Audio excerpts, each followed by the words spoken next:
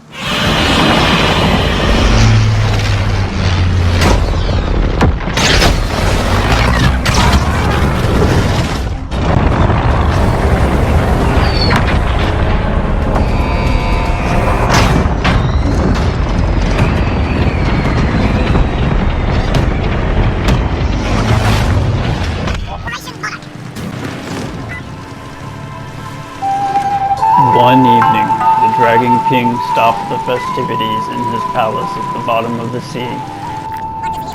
I am going to retire to my chamber, He said to the queen. I feel terrible. Here we go again, Mumbled the queen as she rolled her eyes and shook her head. As he slowly crawled away from the dining room, the king groaned and growled so loudly that the calm sea above turned turbulent. The following morning, all the Dragon King's closest advisors were summoned to his bedside.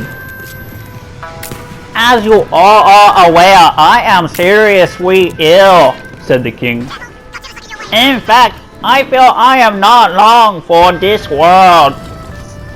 He paused for a moment and turned to the cuttlefish, who was his personal doctor, and asked, Isn't there anything you can do for me?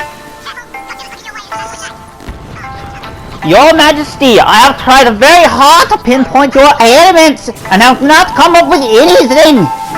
I have tried every remedy and every medicine in the kingdom to no avail, replied the disheartened cuttlefish. It grieves me to say I've run out of ideas.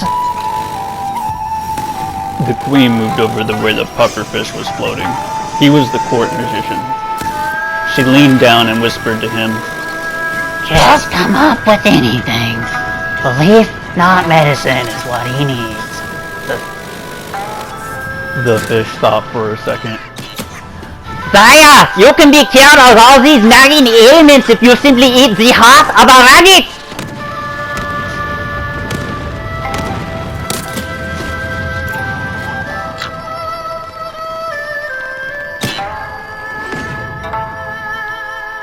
You're back in the action.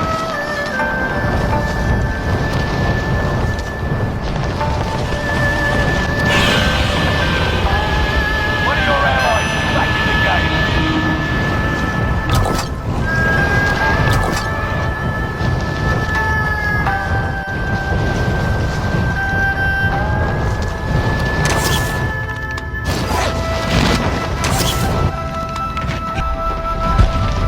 Capsule out there as well.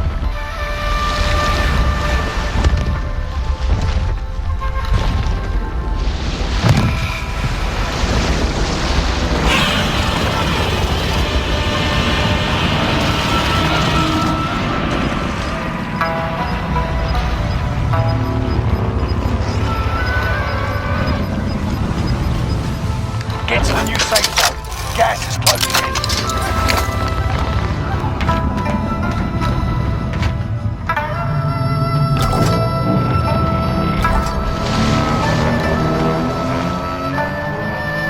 The Dragon King's eyes suddenly lit up with hope. Oh, Well then, who will fetch me a rabbit so I may be cured? he asked.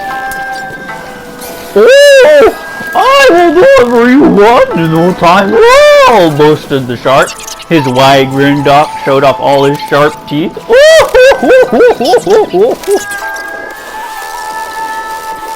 I will steal the rabbit with me sword, cried the swordfish.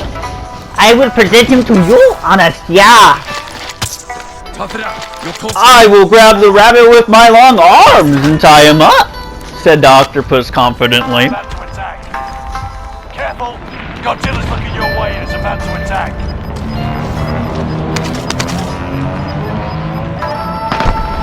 Gas is inbound. Marking new safe zone. Then the turtle shuffled his way to the front of the room.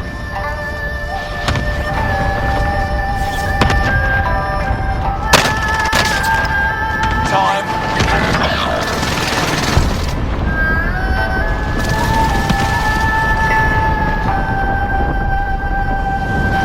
Watch your set. Enemy dropping into the AO. Be prepared. Kong is targeting your area.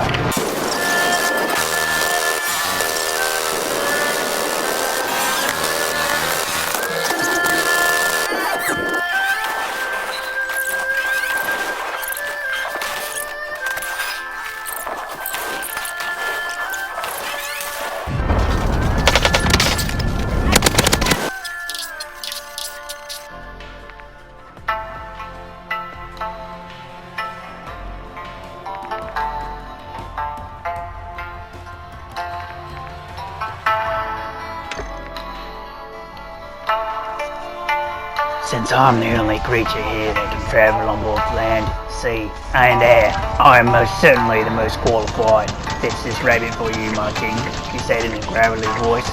I'm also the only creature here who even knows what the fuck a rabbit even looks like, as if it was me grandfather who beat one in a race many years ago. Oh, you are a splendid choice, Turtle. I am confident that you, like your grandfather, will get the job done, said the Dragon King. You can start your journey immediately. The pufferfish handed a small shell to the turtle and said, This contains magic sand. Sprinkle it on the rabbit, and he will be able to breathe underwater. Straight away, the turtle swam to the surface of the blue sea. Traveled for many days and many nights. He did not know exactly where a rabbit could be found, but he did know that rabbits lived on dry land. One sunny morning, he spotted a small island to the east. He paddled rapidly, and soon he stood on the sandy shores of the beach. He gazed at the green forest in the distance. He thought to himself, Perhaps I will find a rabbit there, he said to himself. it was springtime, and all the plants were in bloom. The turtle found a small stream and followed it through the land. Comforted to be near water as he journeyed, he saw many creatures up ahead, close and afar.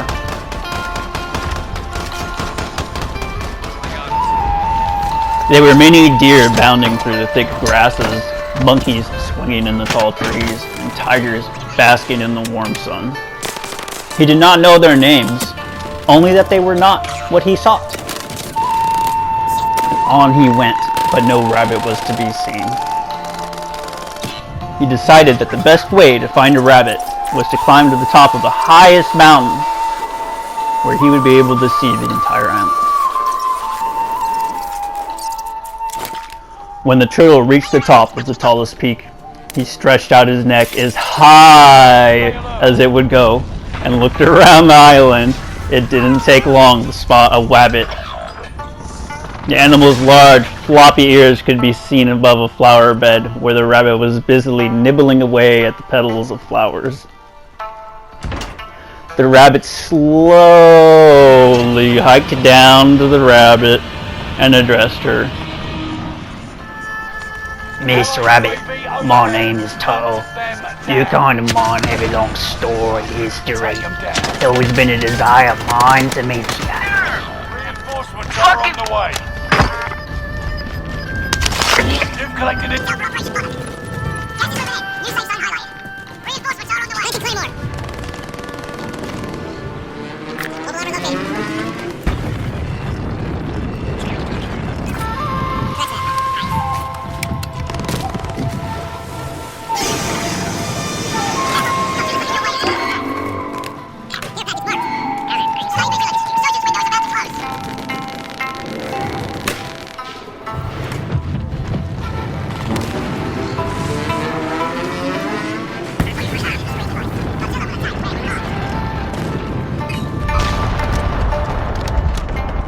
Enemy soldier nearby.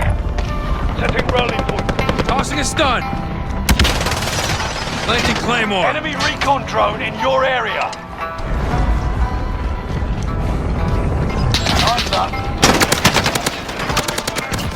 One gone. One glance at the turtle and the rabbit's eyes opened wide. With this device, Oh, likewise, sir. You're the first turtle that I've ever met, said the rabbit. your area's been And all targeted those by a descriptions I've screen ever heard of you over the years could never do you justice to just how unusual you look. This is the My end lady, game. said the turtle Resurgence has calmly. been turned There's a off. special reason for the way I look. I shed around so that I can swim rapidly in my pink flat, so I can both paddle in water and walk on land. My neck is long and narrow so that I can see all around me. I'm very happy for who I am. And with creatures you know who visit the bottom of the ocean and also enjoy the scenery on Claymore. The enemy team has activated the screen device. Perhaps you have a point, replied the rabbit. I actually wondered what the bottom of the ocean looks like myself. Unfortunately, Our I'll team's in never the see safe. it. Oh, it's the Planting most Claymore. beautiful place in the world, said the turtle eagerly. At the undersea palace of the Dragon Queen, which itself is built of coral and pearl, their golden spray with color you can only imagine. It's below in the dust, there is seaweed with a million sweet flavors. Planting How Claymore. I'd love to see him, eh? The rabbit exclaimed. Watch the skies. I'm tired of this place. Even the flowers and the fruits seem tasteless. I long for new things to say and do. Turtle paused for a moment and then continued. You come with me. I'll show you all these wonders. But I cannot breathe underwater like you. Kong is I targeted. have the magic to make it possible. The turtle assured the rabbit. Oh, then let's be on our way, you sick cunt, said the rabbit. As they traveled to the shore, the turtle kept up his talk about the beauties of the undersea world. The two of them then set out to sea, knowing that the Dragon's King's fate rested in his paddle-like hands. The turtle paddled as fast as he could. The turtle and the rabbit kept a steady conversation, and the time seemed to fly by. When the turtle finally arrived at his destination, he took the shell the pufferfish magician had given him and sprinkled the magic sand on the rabbit. Downward he swam, with the rabbit holding onto the collar of his shell. The turtle took the rabbit to the bedchamber of the ailing sea king. The poor rabbit almost died of fright when he saw the giant creature surrounded by an army of advisors. The Dragon King spoke. Oh, rabbit, I am the great king of the sea. Everything underwater depends on me. You are a very small and insignificant creature. I dare say that no one depends on you. This entire kingdom is in jeopardy because I am dying.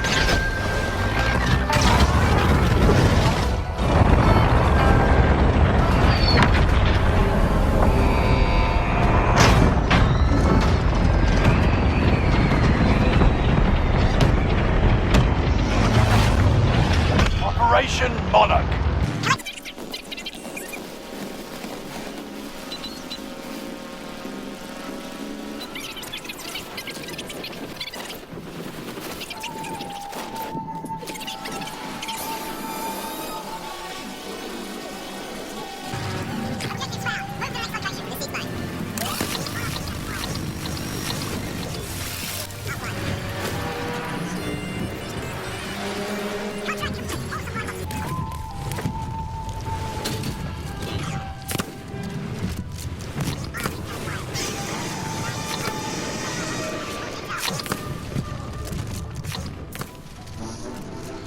The court magician says I can be cured if I eat the heart of a rabbit. It is for this reason I sent the turtle to summon you.